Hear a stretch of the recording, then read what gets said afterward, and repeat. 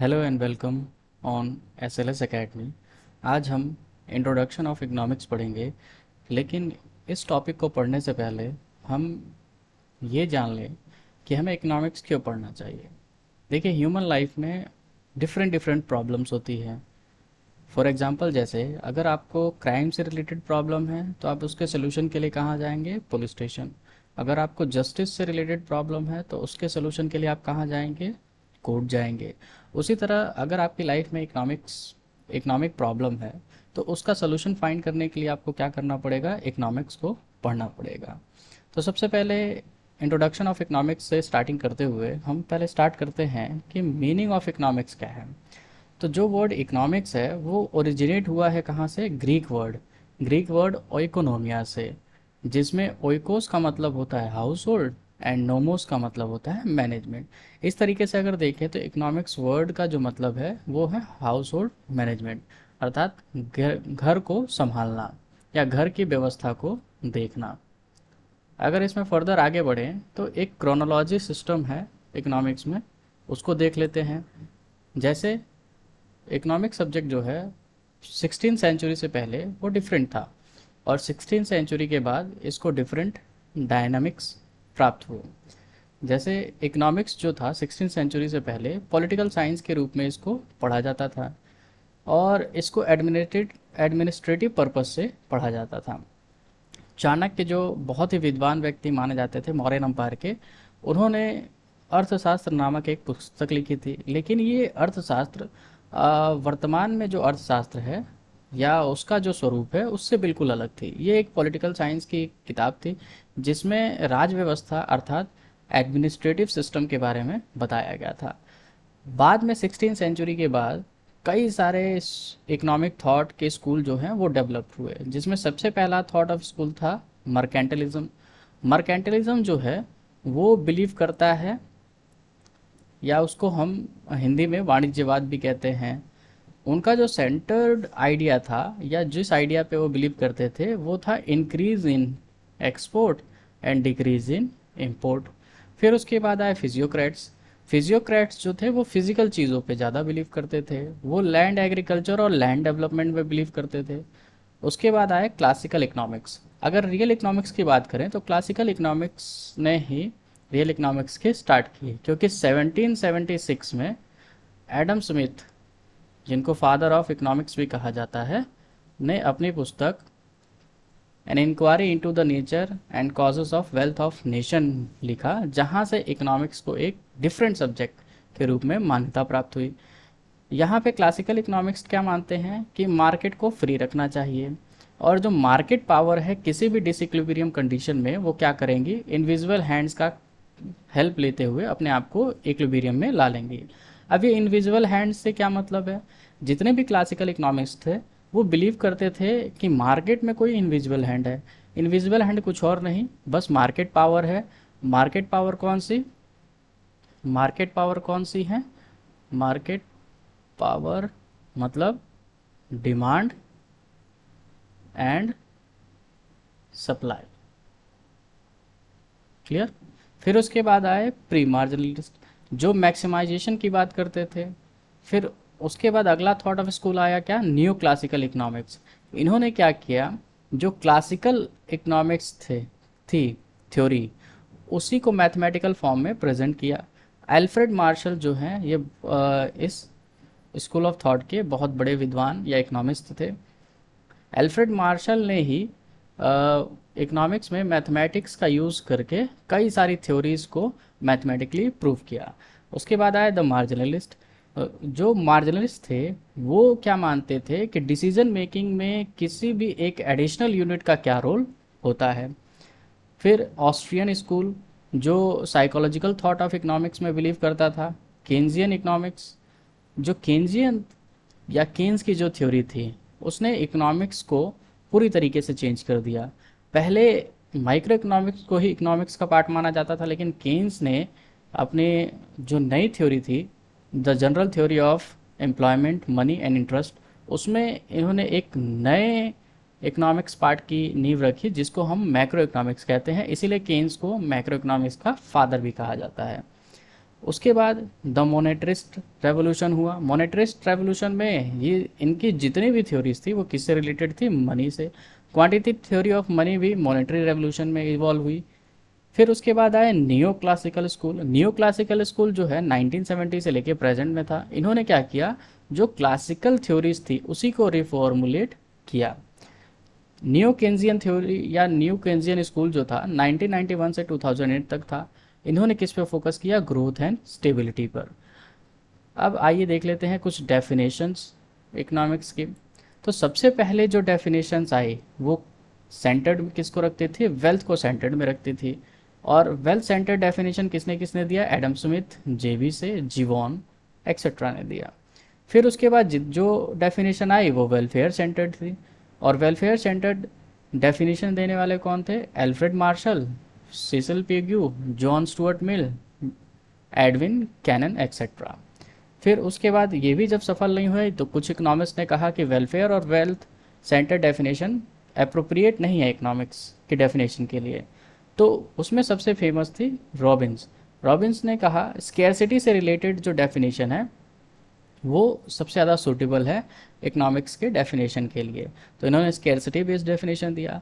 अभी modern time में जो सबसे सूटेबल डेफिनेशन मानी जाती है वो मानी जाती है ग्रोथ बेस्ड डेफिनेशन, जिसे पोल ए सैमुअल्सन ने दिया। आइए डेफिनेशन को हम देख लेते हैं। अकॉर्डिंग टू एडम स्मिथ क्या कहते हैं? Economics is the science of wealth, अर्थात अर्थशास्त्र जो है किसका विज्ञान है? धन का विज्ञान है।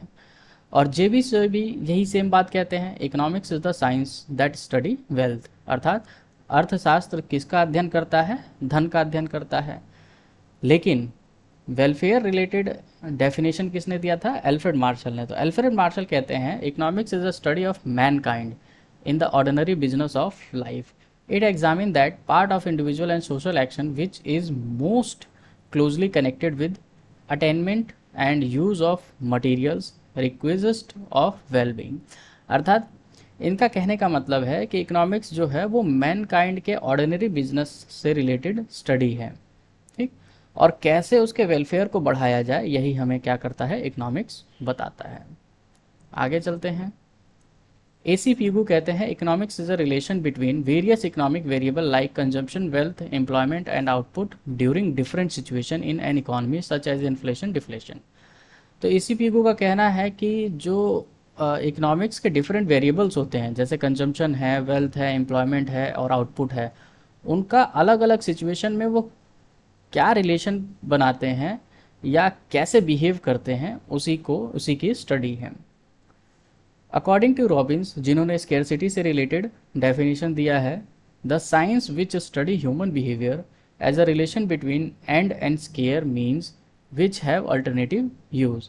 तो रॉबिन्स कहते हैं कि जो साइंस है या इकोनॉमिक्स एक ऐसा साइंस है जो ह्यूमन बिहेवियर और स्केयर मीन्स के बीच के रिलेशन को क्या करता है? स्टैब्लिश करता है। उसके बाद ग्रोथ रिलेटेड जो सेंटर या जो ग्रोथ सेंटर्ड डेफिनेशन है उसे किसने दिया था? पॉल सैमुअल्सन ने दिया था। पॉल सैमुअल्सन कहते हैं economics is the study of how man and society choose with और without the use of money to employ scarce productive resources which could have alternative use to produce various commodities our time and distribute them for consumption now or in future among various people and group of the society. It analyze cost and benefit improving pattern of resource allocation. इसका मतलब क्या है कि हम growth कैसे करते हैं या हमारा ग्रोथ पैटर्न कैसा होता है, इसी को इकोनॉमिक्स क्या करता है? डिफाइन करता है। तो अभी तक हमने इकोनॉमिक्स से रिलेटेड डेफिनेशन देख ली, इकोनॉमिक्स का क्रोनोलॉजी देख लिया, इकोनॉमिक्स का मीनिंग देख लिया। आइए इसके नेचर के बारे में बात करते हैं। नेचर ऑफ इकोनॉमिक्स कैसा है? देखिए, किसी भी विषय के दो नेचर होते हैं, या तो वो साइंस हो सकता है या तो वो आर्ट हो सकता है। इकोनॉमिक्स जो है साइंस और आर्ट दोनों है। कैसे है इसको देख लेते हैं। सबसे पहले तो इकोनॉमिक एक सिस्टमैटिक स्टडी करता है नॉलेज की, या सिस्टमैटिक स्टडी ऑफ नॉलेज है, और साथ में ये सिंथेसाइज्ड बॉडी ऑफ नॉलेज भी है। अब ये सिंथेसाइज और सिस्टमैटिक क्या होता है उसको भी देख लेते हैं। It find relationship between cause and effect. आप रिलेशनशिप कब फाइंड कर सकते हैं कॉज एंड इफेक्ट का? जब आप उस सब्जेक्ट के बारे में क्या करेंगे? उस नॉलेज को सिस्टमैटिकली जानेंगे। उसी तरीके से ये क्या करता है, प्रॉब्लम का सॉल्यूशन भी देता है। और प्रॉब्लम का सॉल्यूशन कब होता, जब हम सिंथेसाइज बॉडी ऑफ नॉलेज बनाते हैं। ठीक। तो यहाँ पे अगर देखा जाए तो इकोनॉमिक्स क्या है, साइंस और आर्ट दोनों है। पॉजिटिव इकोनॉमिक्स और नॉर्मेटिव इकोनॉमिक्स, दो तरीके के इकोनॉमिक्स हैं। पॉजिटिव इकोनॉमिक्स का मतलब क्या है, जो या सकारात्मक इकोनॉमिक्स या जो वास्तविक इकोनॉमिक्स है, व्हाट इज़ क्या है, व्हाट वाज क्या था और क्या होगा, जबकि हम इसको किसी भी नॉन वैल्यू जजमेंट के थ्रू रखें। नॉर्मेटिव इकोनॉमिक्स क्या है, इसे हम आइडियल इकोनॉमिक्स कह सकते हैं, कि किसी भी चीज़ को कैसा होना चाहिए विद वैल्यू जजमेंट। ठीक। आइए डिवीज़न ऑफ इकोनॉमिक्स भी पढ़ लेते हैं। डिवीज़न ऑफ इकोनॉमिक्स, तो 1933 में Ragnar Frisch of Oslo University has been divide economics into two parts. तो रैगनर फ्रिश ने 1933 में इसको क्या किया, दो पार्ट्स में डिवाइड कर दिया, माइक्रो एंड मैक्रो। तो जो माइक्रो वर्ड है वो कहाँ से डिराइव हुआ है, ग्रीक वर्ड जिसका मतलब होता है स्मॉल। तो माइक्रो इकोनॉमिक्स में हम क्या करते हैं, छोटे से इंडिविजुअल यूनिट्स को क्या करते हैं, स्टडी करते हैं, जैसे कंजम्पशन हो गया, डिमांड हो गया, फर्म हो गया, एक्सेट्रा। और इसको हम प्राइस थ्योरी के नाम से भी जानते हैं। मैक्रो इकोनॉमिक्स में जो वर्ड है मैक्रोस, वो भी कहाँ से डिराइव हुआ है, ग्रीक वर्ड से, और इसका मतलब क्या होता है, लार्ज। लेकिन मैक्रो इकोनॉमिक्स में हम क्या करते हैं, पूरी अर्थव्यवस्था को एज अ होल हम स्टडी करते हैं। और इसमें प्रॉब्लम कौन कौन से स्टडी करते हैं, inflation, problem of unemployment, etcetera. और मैक्रो इकोनॉमिक्स को हम क्या कहते हैं, इनकम थ्योरी भी कहते हैं। आइए कुछ राइट कुछ इकोनॉमिस्ट और उनके बुक्स के बारे में जान लेते हैं। सबसे पहले हैं एडम स्मिथ। एडम स्मिथ, जिनको फादर ऑफ इकोनॉमिक्स भी कहा जाता है। क्या कहा जाता है, फादर ऑफ इकोनॉमिक्स। इकोनॉमिक्स, इनकी बुक का क्या नाम है, an inquiry into the nature and causes of wealth of nation. फिर इसके बाद अगर बात करें, जो बड़े इकोनॉमिक्स हैं वो है मार्शल। मार्शल जो हैं वो, उनको क्या माना जाता है, founder of modern micro economics. Founder of modern micro economics. Micro economics, economics. ठीक। और इन्होंने जो पुस्तक लिखी थी उसका नाम है principle of micro economics. Principle of economics, sorry, principle of principles of economics. Economics किसकी पुस्तक है ये, एल्फ्रेड मार्शल की। फिर उसके बाद अगर बात करें रॉबिन्स की, तो रॉबिन्स की पुस्तक का नाम क्या है, रॉबिन्स ने कौन सी पुस्तक लिखी है, nature and significance of economic science. Nature and significance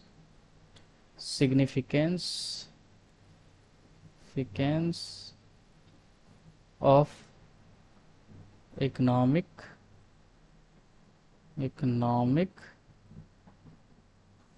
science. Clear. उसके बाद अगर हम बात करें जे एम कीन्स की, जे एम कीन्स, इन्होंने कौन सी पुस्तक लिखी, the general theory of employment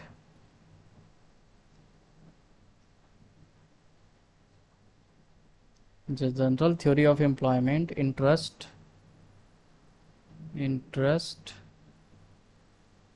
and money, 1936। और एडम स्मिथ की बुक कब आई थी, 1776। क्लियर। बहुत सारे और इकोनॉमिस्ट ने भी बुक लिखी है जिसको हम फर्दर आगे पढ़ते रहेंगे और जानते रहेंगे। अगला चैप्टर हमारा होगा problem of economics. Thank you.